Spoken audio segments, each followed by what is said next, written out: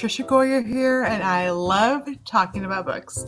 I love meeting new authors. I especially love when I'm talking to an author who I'm reading her book, and I really, really love it right now. So, first of all, you guys got to get this book. But before we get there, let me tell you a little bit about the author. Actually, I'm going to have her tell about herself. So we have Lyndsey Lewellen here. So first of all, Lyndsey, welcome. And why don't you just start by telling us about yourself? Thank you, Trisha. I'm so glad to be here. I am a YA author, and I am also a mommy of 5. I live on a small farm in Texas. I also do art. Yes, small little farm. It's about 2 acres. And I do art. I make covers for novels. I also do other kind of art on the side here and there. But yeah, that's basically what I do. I love it. Okay, so if I would have just saw you, I'd be like, oh, this is so sweet. She's a college student. She's so adorable. And then you're like, I'm a mom of 5. I'm like, wait. No, I'm 41, so I've been a little past college. Well, there you go. You look great. So, but thank you. I love it. Okay, so your book, Chaos Grid, it's fun. The characters immediately caught my attention. It's in a world like ours, but not like ours. There is a lot that's happening. So it kind of takes place in Texas, but not the Texas that we know. So why don't you just start, first of all, just tell us, what is your book about? Sure. It is a Mad Max-like story, and it's set in a futuristic Texas wasteland where one girl joins a crew of truckers across a monster-infested wasteland to avoid becoming the savior of the domed city that murdered her parents. There's storms, there's monsters, there's romance, and a reluctant heroine's coming to grips with what it means to do what's right when you have every reason not to. Yeah, so good. Okay, so she's running. The whole book is she wants to, her family wants her to go back and move to a place where she said her parents were murdered. I don't even know why yet. I'm not that far along. Don't know what happened. Don't know the backstory. But immediately she's like, I'm out of here. And her friend shows up and she's like, I'm going with you because you can't do this alone. But then they head out. Well, they get separated. Oops, I don't want to give the whole plot away, but let's just talk about, they're going to set out in this wasteland with truckers that kind of are cute. We'll just throw that in there. But where did you even get the idea for this? Yes. So I am a big comic book fan. So I love comic books. I love action and adventure. And I'm big into steampunk and cyberpunk. And I kind of wanted to go in a little bit diesel punk with this one. But I got the idea when I was sitting in a long line of traffic on my way to work. And I saw all the cars. It was really hot. And I thought, what if all the cars weren't here and it was just the big trucks? What would cause this? Maybe there's some kind of catastrophe. But if everybody lived inside the dome cities and they would teleport instead of going the long distances, then what would life be like for the truckers who lived out there? So that was kind of an idea of the world building behind that. And I thought, well, if somebody was to go out into this world, what would cause them to do so? So that was kind of the backstory of Juna. Yeah. I love that. And it's always the what if things that get our mind going. And as creative people, you never know what kind of world you can end up in. Yours is a very, very interesting. What I love too is that there's people with enhancements. So talk about that. Yes. So they're called the synths, and they do body enhancements. So it's body enhancements to a higher degree. They are very unpleased with their physical characteristics and how God made them. And so they want to do, they'll cut off their legs and put in other kinds of metallic legs, or they'll have muscle enhancers, things that you wouldn't think people would do. They're very unhappy with how they are. And so everybody kind of tries to one up each other. So you have lots of very different people, and and they all live in the domed areas. So very high tech obsessed, I would say. It seems like as I'm reading, I'm like, I can see us going this direction. I mean, so many times we have, Yeah. it's climate controlled. It's like the food is designed. I mean, everything is just so designed. It made me think of it. So we were just on a cruise last week. We were in the Bahamas and we were on Oh, a beach. nice. I'm like, this sounds perfect, right? My kids, I'm like, let's go snorkeling. Let's look at the fish. They're like, the water's too cold. I'm like, this is not a heated pool. Like, this is get in the water. Eventually, most of them got in the water. But I was thinking, like, we get so used to surrounding ourselves with comfort that even in the Mm, Bahamas at the beach, they're like, oh, I don't want to get wet. The water's too cold. I'm like, yeah. what are you thinking? Like, let's go look at these tropical fish. So, I mean, as you were going along and you're building the world, you're also putting conflicts in with the characters. Did you find yourself was it easier to do the world building and kind of that aspect, or did immediately the characters just, like, take off and said, "Follow me, and I'm gonna head off and do what I wanna do?"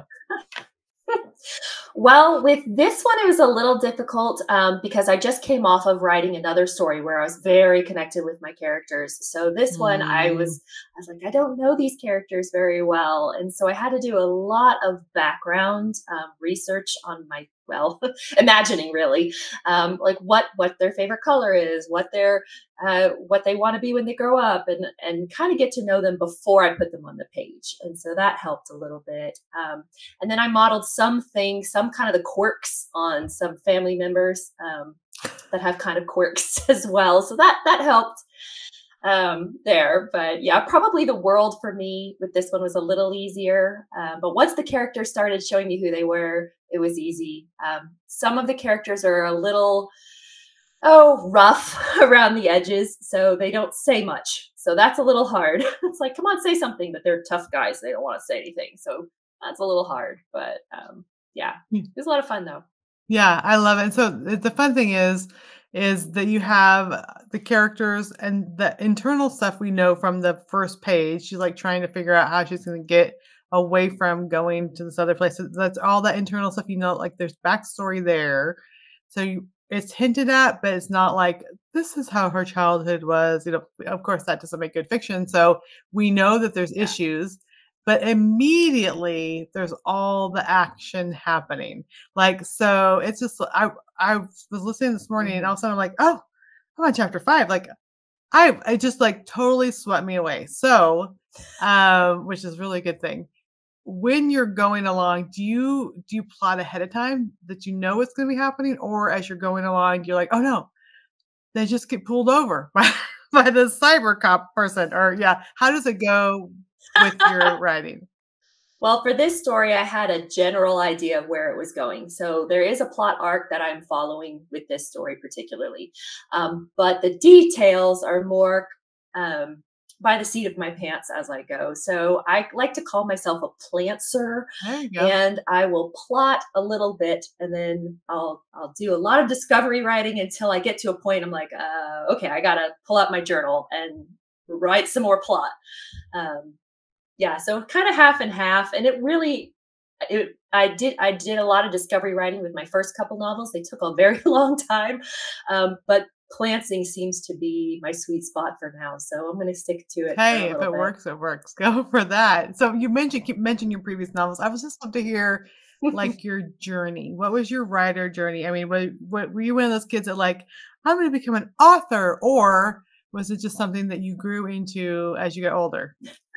Yeah, so I am one of the weird ones, I think. I never wanted to be an Mm, author. I actually struggled with reading when I was younger. So read a lot of comic books, as I said before, but mainly because of the yeah. pictures. I liked looking at that. And I mean, I love fantasy, but sometimes it's very descriptive and you have huge Hmm. parts of text and I get anxiety. I'm like, oh, that's a lot of text to read. So that was difficult for me. But my mother, who is also a writer, she encouraged me to start reading novels and got me into the Scarlet Pimpernel, and I loved the action of it. So I suffered through my anxiety and read it, And yeah, I didn't want to actually start writing until I was in my 20s. So I Mhm. don't have very many novels that I've written, but I am enjoying it. So it's kind of fun to start even in my older years than Oh, I know a oh, lot of yeah. my daughter's writing and she's in her she's 16 right now. So Yeah. I'm so envious of that. I'm like, oh, I wish I could have written when I was younger, Well, I but it's a lot of fun though. that makes sense though too when you talk about like And how about you? Did you start I writing started early? writing when I was in my early 20s. So wanted to write historical fiction, which I love, which those have Oh, those okay. long descriptive passages. Um, but when I'm thinking about your book, oh, They're thank you. beautiful. When I'm thinking about your books, I'm also thinking about this makes sense if because it is such a fast pace. Uh, your writing style is very fast paced, very like we're quick, quick, quick, Mm, which I think a lot of readers like. They don't want to see a lot of text. Like there's some that love historical fiction and all that's on that page, or some that like no, just give me the story. And I love that like mm, we can both serve different people in that. So, yeah, that makes a lot of sense looking at your writing now, like, okay, but so what could have been a detriment yes. is now a benefit to the readers. Maybe adverse to reading because it's such a Mhm. beautiful thing to read. And I think we're missing out, those of us who struggle with reading, we're missing out on the wonderful journey that it is.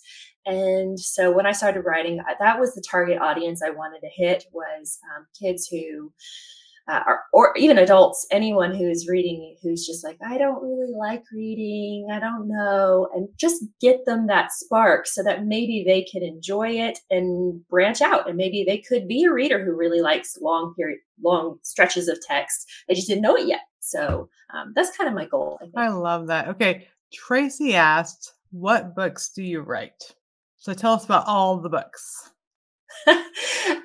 So I mainly stay in the punk genre right now. So it may change in the future, but my first couple novels were steampunk, which were a lot of fun. Those are on submission right now, Mm, and they're middle grades. And then this one is the diesel punk, cyberpunk. So good. So you have other ones. we'll see what happens in the So you future. have some that you wrote first, but you're still pitching to get published. So is this your very first published novel? No. It is my debut, and it's really, really exciting. I Yes. love it. And Kristen said, I can't wait to get this one for my daughter and myself, which I totally can think of some of my kids that are going to love, love, love this book. So yes, Kristen, definitely. You'll have to read it and then you can let Elsie read it. That's my recommendation. Although I cannot wait to hear the audiobook. I think the audiobook is going to be great. All right. And then Angela said, I'm not familiar with the term steampunk. What is that? Oh boy. Okay, Trisha, you're gonna have to give your definition as well.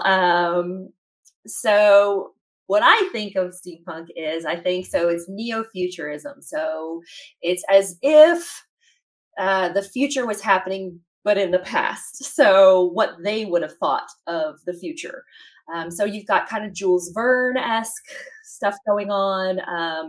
The high tech things that you might see in cyberpunk in steampunk are all run by steam power or magic or however it is you write it in. So that's where I went. There's totally Mm-hmm. different places you can go in steampunk. You can go World War II. You can go Victorian. It's not. I don't think it's limited to one specific time period. So my stories were set in an alternate world completely. So you could even do that. So there's not a real um, confining Right. It's aspect to it. I don't think. yeah. So I What do you would think, Trisha? say for so we have our first steampunk novel comes out next month. No, wait, June 18th. But we just took World War II and the steampunk elements we added in Mhm. were so like instead of regular German tanks, they have spider tanks. They'll like crawl along, but they're steam powered. And Oh, then we have cool. dirigibles, which are there's a lot of So cool. airships. Then the different uniforms have different Mhm.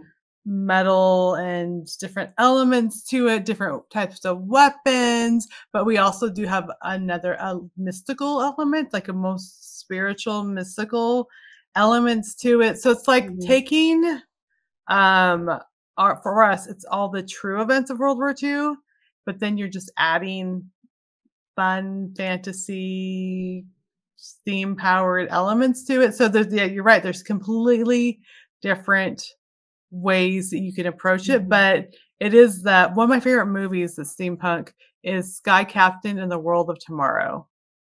Have you seen that? Oh, yes, yes, very yes, that is so So that's that fun. type of it almost has like the Oh, 1940s feel for even when they did the I don't know, the clothes and the even the color of the film is like different. So yeah. So Angela, good question. It's fun. My first yes. one I read was Morgan Bussey's. I love her steampunk too. Good stuff.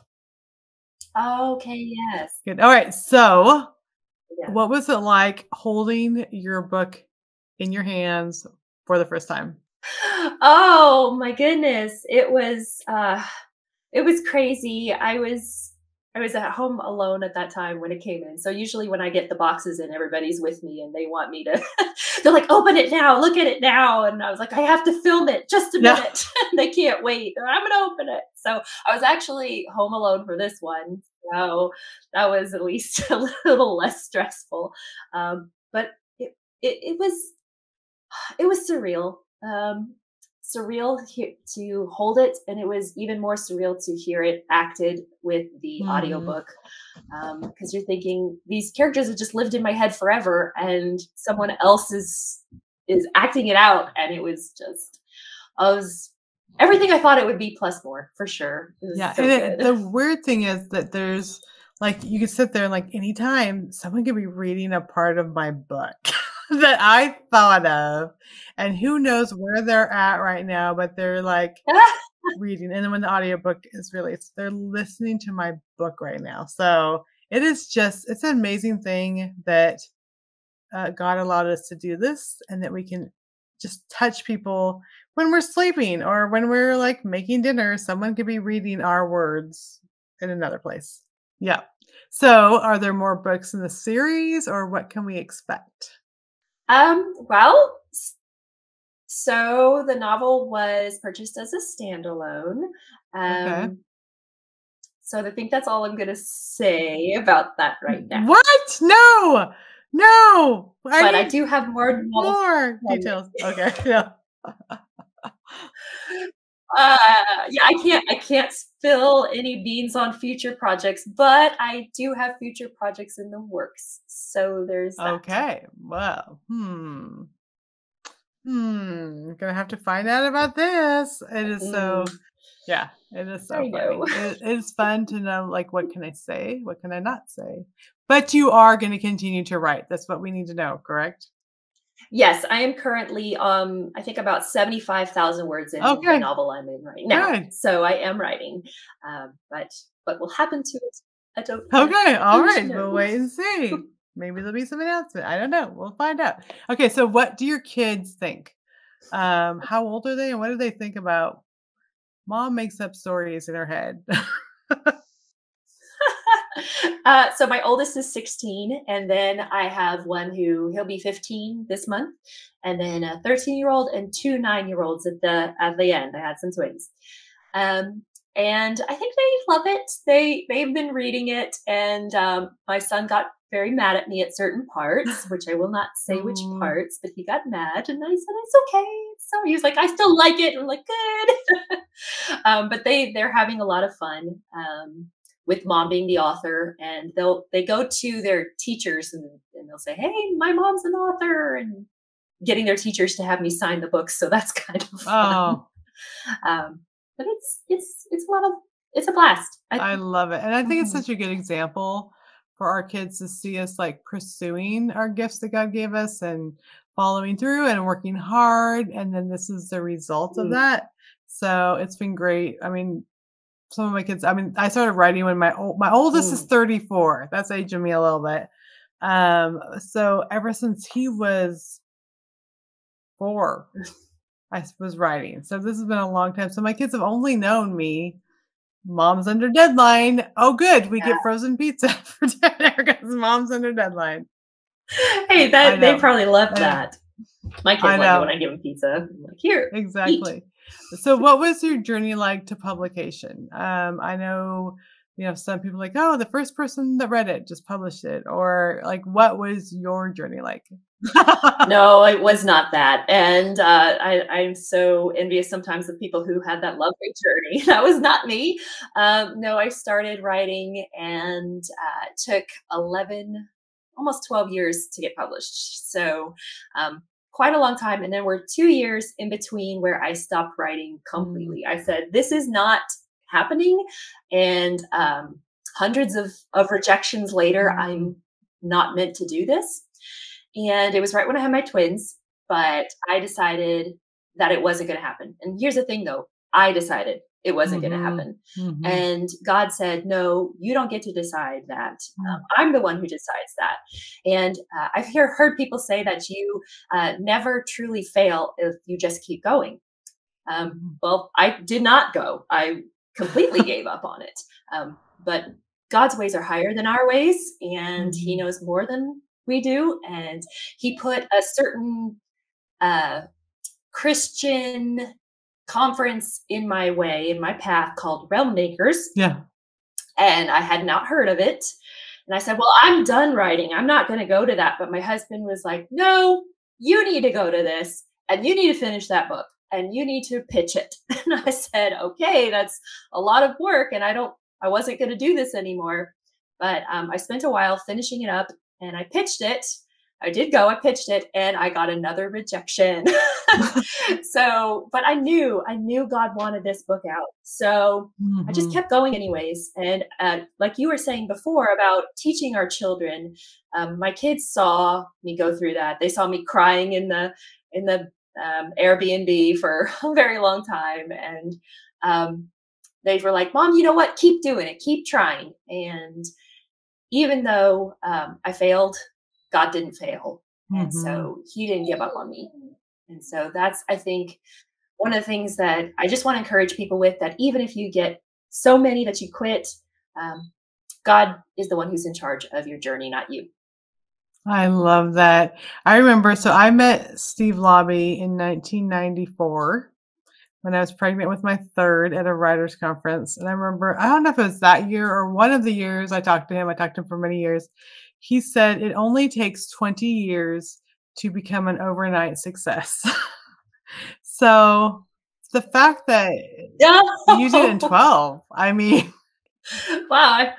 I feel very no, fast now. exactly. And I think so many times, like when we like creative people, we have a desire.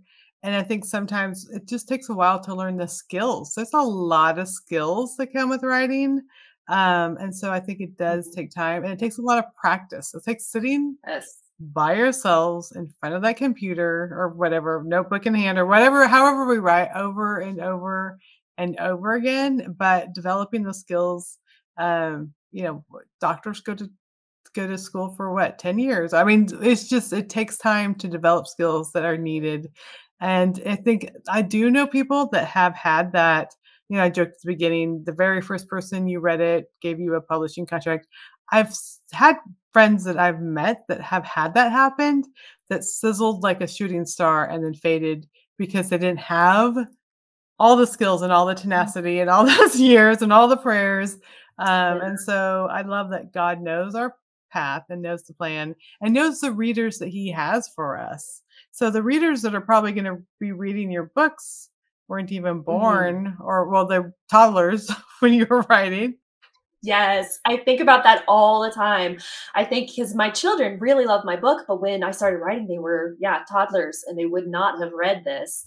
And so now they're showing all their friends and they're just like, I love this book. It's my mom wrote it. And it hits their age demographic perfectly. So God knew more than I did for Right, sure. absolutely. And even like our families and our kids teach us things that we weave into our characters, or I don't know, all the things that we needed to go into our books. Also, our readers. I mean, there's so many things that God's ways are perfect. So I'm thankful for that. So, all right, Mhm. Lyndsey, where can we go Yes, as we're for sure. talking about this? Where can we go to find out about your book? We definitely, guys, go order a copy. It is really well written. It is super fun to read. If you have a teenager or preteen that you can read it with, they'll love it. My 13-year-old son is going to love this. Actually, my 14-year-old daughter and my 16-year-old daughter and my yeah, I have a lot of people I'll be sharing it with, but um, where can they go to get more information about Chaos Grid? No, Chaos Grid. Chaos. What's the title? The The Chaos Grid. chaos Okay, I'm grid. like, am I Yes. missing something? I The know. is Okay. so Yeah, where tiny. can they go to get more information?